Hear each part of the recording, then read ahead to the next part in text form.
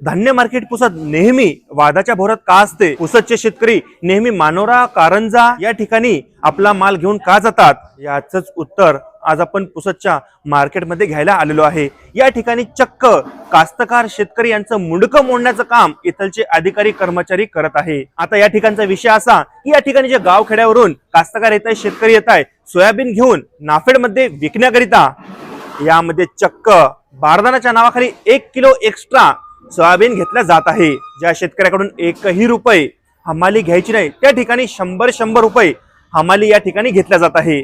आता हे बारदाना म्हणजेच पोते आता लाईव्ह डेमो तुम्हाला दाखवण्यासाठी आपण या ठिकाणी आलेलो आहे।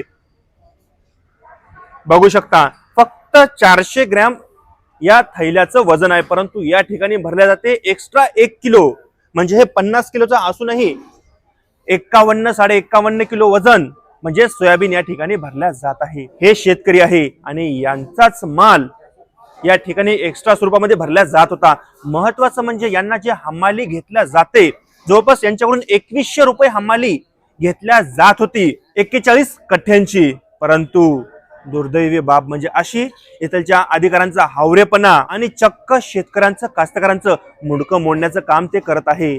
आता अशी ही माहिती आम्हाला मिळाली की जे एक्स्ट्रा धान्य हे काढत आहे ते एका जागी जमा करून त्याचीही योग्य प्रकारे ते विक्रीच्या स्वरूपात विल्हेवाट लावत आहे। म्हणजे असा भोंगळ कारभार या ठिकाणी सद्यस्थितीमध्ये सुरू आहे। आता इथलचे जबाबदार अधिकारी म्हणजे सचिव मगर साहेब, त्यांना जेव्हा फोन लावला तर ते म्हटले की मी एका ठिकाणी गाडी खाली करायलो, आणि कृषी उत्पन्न बाजार समितीचे सभापती कौसर साहेब यांनाही फोन लावला तर ते म्हणे की मी गावाकडे आहे, आणि इथे बघितलं तर इथे कोणीही जबाबदारी घेणारा व्यक्ती उपलब्ध नाही, फक्त पैसे घेणारे व्यक्ती इथे उपलब्ध आहे। सविस्तर व्हिडिओ नक्की बघाल हीच अपेक्षा करतो, आणि पुढच्या भागाकरिता नक्कीच आपल्या चॅनलला लाईक करा, सबस्क्राईब करा आणि शेअर करा। धन्यवाद।